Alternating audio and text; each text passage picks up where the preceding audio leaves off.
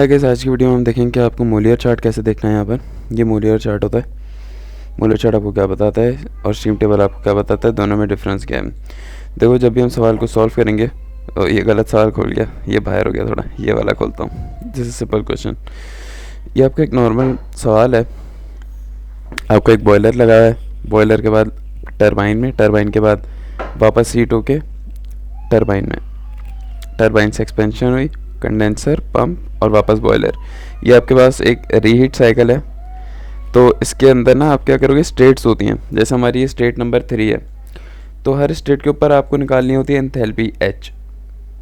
Enthalpy निकालने की वजह से क्या होगा, आप इसको वर्क डन का फार्मूला होता है हमारा MC डेल्टा T होता है, MH होता है, MV डेल्टा P होता है, सारे फार्मूले हैं। हम अक्सर यूज़ करते हैं आइडियल रैंकाइंस इसमें स्टीम साइकिल में M डेल्टा H, जहाँ पर हमारा जो मास है वो अक्सर 1 होता है, क्योंकि एक क्लोज साइकिल है। सादी साइकिल में मास 1 होता है, तो सिर्फ डेल्टा H है, जैसे कि H6 माइनस H5। और जो वर्क डन होगा वो सिर्फ 2 पॉइंट्स के दरमियान होगा। फर्स्ट करो कि मैंने पंप का वर्क डन निकालना है, सही है, और मेरा पंप कहाँ पे लगा हुआ है, पॉइंट 1 पे लगा हुआ है, सही है। तो मैं सॉरी, ये वाला रीजन मेरा पंप का है, पंप का इनलेट, पंप का आउटलेट, सही है। तो पंप कहाँ लाया कर रहा है मेरा, यहाँ पर। तो बड़ा माइनस छोटा, मतलब जिसका टेम्परेचर ज़्यादा होगा हमेशा वो पहले आएगा, इंथैल्पी, ठीक है। जिस पॉइंट का भी टेम्परेचर ज़्यादा होगा, प्लस माइनस करते हुए उसका प्रेशर, उसका टेम्परेचर, उसकी इंथैल्पी हमेशा पहले आएगी, क्योंकि आपको आंसर पॉजिटिव में चाहिए। तो इस तरह से यहाँ पर आप क्या लिखोगे, यहाँ पर पंप वर्क में H2 माइनस H1, ठीक है। तो ये एंथैल्पीज़ निकालने के लिए आपको 2 तरीके हैं। एक तो आपका स्टीम टेबल है, दूसरा आपका मोलियर चार्ट है, सही है। अब स्टीम टेबल काफ़ी डिटेल है, मोलियर चार्ट काफ़ी शॉर्ट है, आसान है और थोड़ा कॉम्प्लेक्स लगता है, लेकिन ज़्यादा आसान है क्योंकि इसमें सारी चीज़ें एक ही तरफ है। देखो, लेफ़्ट वाली साइड इसकी पट्टी जो है वो आपको क्या बताती है, ये आपको एंथैल्पी बताती है H, ठीक है। और नीचे वाली साइड जो है आपकी ग्राफ की, ये आपको बताती है एंट्रोपी। अरे मैं पढ़ रहा हूँ, सही है। नीचे वाली साइड आपकी कराती है एंट्रोपी। और आपने लाइंस देखनी होगी, ये देखो आपको लाइंस दिख रही हैं। एक लाइन के ग्रुप्स यूँ जा रहे हैं, एक लाइन आपकी यूँ जा रही है, एक लाइन आपकी यूँ जा रही है। तो इस तरह अलग अलग वेव्स को आपने देखना है। हमारी जो ये वाली वेव है, आपको ऊपर दिख रहा है रीडिंग में, बार में लिखा हुआ है, ये आपको प्रेशर है। तो जो भी वेव्स आपकी यूँ करके आ रही हैं ना, नीचे देखो मैं मार्क करता हूँ, यूँ करके आ रही हैं, ये सारी प्रेशर की हैं। इसी तरह से आपकी जो टेम्परेचर की लाइन है वो आपको यहाँ पर दिख रही है। ये देखो, ये 400 डिग्री, ये 300 डिग्री, ये आपकी टेम्परेचर लाइन्स हैं, सही है। ये रही, ये 450 डिग्री। ये आप बोलो कि यार 450 पे ये 0.5 यही है, तो आपको देखना होगा कि ये वाली लाइन सारी टेम्परेचर की जा रही है। देखो, ये यहाँ पे डिनोशन हुई है, यहाँ पे डिनोट किया हुआ है इनको। और ये वाली लाइन आपकी प्रेशर की जा रही है, ठीक है। ये वाली लाइन्स आपको पता चल गई। और लाइंस देख लेते हैं। एक लाइन आपकी जा रही है क्वालिटी की, ये वाली, यही से पट्टी है ना, ये आपकी क्वालिटी जा रही है यहाँ से लेके यहाँ तक। इस पैटर्न में, पूरे पैटर्न में क्वालिटी है आपकी, ये 0.85, 0. ये ड्राइनेस फैक्टर है कि जितनी एयर आपकी ड्राई होगी, क्योंकि आपको स्टीम चाहिए ना, स्टीम में मॉइस्चर कंटेंट नहीं होना चाहिए। जितना कम मॉइस्चर होगा, मतलब जितना ज़्यादा ड्राइनेस फ्रैक्शन फैक्टर अच्छा होगा, उतनी ज़्यादा आपकी स्टीम की क्वालिटी भी अच्छी होगी। तो ये आपको पता चल गया। अब हम इनको कैसे मेजर करते हैं मैं बता देता हूँ। एक चीज़ गौर रखना हमेशा, जो प्रेशर है आपका वो बार में है और टेम्परेचर आपका डिग्री में। तो सवाल में अगर कोई और यूनिट दिया तो पहले आप कन्वर्जन करवाए। कन्वर्जन अगर आपको नहीं पता कैसे करनी है तो स्टीम टेबल खोलना, उसके नीचे कन्वर्जन दी हुई है यहाँ पर, ठीक है। क्योंकि एक बार 10⁵ पास्कल के बराबर है। तो अगर आपको फर्स्ट करो यहाँ पे मेगा पास्कल में गिवन है, तो अगर आपने उसको बार में कन्वर्ट करना तो बस मल्टीप्लाई बाय 10 कर देना, ठीक है। तो हम लोग ये वाला एक थोड़ा सा देख रहे थे कि फ़र्ज़ करो कि मैंने एक सवाल में, मुझे एक ये स्टेट नंबर 3 गिवन है, सही है। अब आपको क्या होगा, सवाल में ना 2 चीज़ें गिवन होंगी, या किसी तरह भी 2 चीज़ें मालूम करोगे, तो 2 चीज़ों को मोलियर चार्ट में डालने के बाद आप 2 और चीज़ें निकाल सकते हो। मोलियर चार्ट में टोटल 4 चीज़ें हैं, एंथैल्पी, टेम्परेचर, प्रेशर और एंट्रोपी, और क्वालिटी एक अलग चीज़ है। ये 4 चीज़ें हैं, ठीक है। तो आपको इनमें से कोई भी 2 चीज़ पता चल गया ना, आप उन दोनों को मैच करके तीसरी चौथी चीज़ निकाल लोगे।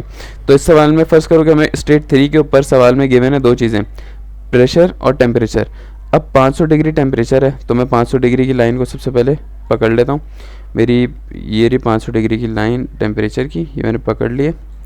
और अब यहाँ से मैं प्रेशर को पकड़ूंगा। प्रेशर मेरा कितना गिवन है यहाँ पर 8 मेगा पास्कल। अब वहाँ पर तो बार में है, तो मैं यहाँ पे कन्वर्जन देखूँगा कि 0.1 का मतलब 1/10 बोल सकता हूँ। इतना मेगा पास्कल बराबर है 1 बार के। तो इसका मतलब ये हुआ कि 1 मेगा पास्कल 10 बार के बराबर है। सही है, अगर मैं उसको वहाँ ले जाऊँ। और मेरा है प्रेशर 8 मेगा पास्कल, तो इसका मतलब 80 बार मेरा प्रेशर है। जब मैंने कन्वर्ट किया इसको तो मेरा प्रेशर कितना है 80 बार। तो मैं 80 बार वाली लाइन को पकड़ूंगा। तो यहाँ देखो 80 बार किधर है, ये चलता आ रहा है 10 बार, 20 बार, 30 बार, 40 बार, 50 बार, 60, 70, 80, 90, 100 बार। तो 60, 70, 80, ये 80 बार की लाइन है। इसको मैं नीचे ले जाऊँगा इस तरह से, यूँ करके ले जाऊँगा, यूँ करके ले जाऊँगा। और ये रहा, ये मेरा मीट पॉइंट है। जहाँ भी मीट करेगा वहाँ पर मैं लेफ़्ट साइड पे गिरा दूँगा और वहीं पर बिल्कुल स्ट्रेट वर्टिकल लाइन को मैं नीचे गिराऊँगा एंट्रोपी मालूम करने के लिए। तो मेरी यहाँ से एंट्रोपी की वैल्यू आएगी, ये है 6.5 और 6.6, 6.7, 6.8, 6.9, 6. और ये 7 हो गया। तो 6.5, 6.6, 6.65 आ रही है तकरीबन। सही है, 6.65 एंट्रोपी मेरी। तो मेरी एंट्रोपी आनी चाहिए यहाँ पर 6 है 6.7 आ रही है। ठीक है, और मेरी इंथैल्पी कितनी आ रही है इस पॉइंट पर? मूल्य चार्ट के मुताबिक इस पॉइंट पर मेरी इंथैल्पी आ रही है 3360-70, 3300 तकरीबन 3400 तक। सही है, सही है, सही है, ये भी सही है। थोड़ा बहुत ऊपर नीचे हो चलेगा, कोई मसला नहीं है। ठीक है, तो इस तरह से आप मोलियर चार्ट देखोगे। कोई भी दो चीज़ें फर्स्ट करो, आपको ये दोनों चीज़ें गिवन है तो आप यहाँ से टेम्परेचर निकाल लिया यहाँ से, तो मोलियर चार्ट से आप ये सारी चीज़ें, इसी तरह क्वालिटी भी निकाल सकते हो कि दो चीज़ें उस पर आपने क्वालिटी निकालनी है। फर्स्ट करो हमारा जो पॉइंट मीट कर रहा है वो कहाँ कर रहा है, यहाँ पर। तो इस रीजन में क्वालिटी नहीं आएगी। सही है, इस रीजन में क्वालिटी नहीं आएगी। क्वालिटी की लिमिट जो है बस वो यहीं तक है। तो जो टेम्परेचर प्रेशर इसके अंदर लाया करेगा, क्वालिटी सिर्फ यहीं पर होगी। सही है, क्यों? क्योंकि क्वालिटी मालूम करने के लिए आपको ये जो आपके टीएस डायग्राम है, क्वालिटी सिर्फ आप कहाँ मालूम कर पाते हो? क्वालिटी आप इस पॉइंट्स पे मालूम कर सकते हो सिर्फ, क्योंकि ये सैचुरेटेड लिक्विड की लाइन है। इस पॉइंट पे भी कर सकते हो सैचुरेटेड लिक्विड की। क्यों? क्योंकि यहाँ पर ना ये जो रीजन है अंदर का, ये लिक्विड वेपर मिक्सचर है। यहाँ पर फॉर्मूला लगता है कि H is equal to HF plus X HFG। Sorry, H is equal to नहीं होता, कुछ और होता है। तो ये ऐसा ही, अगर आपको इस पॉइंट पर एंथैल्पी निकालनी है तो H6 के बराबर होगी HF प्लस एक्स HFG के। तो ये आपका X जो है ये क्वालिटी है।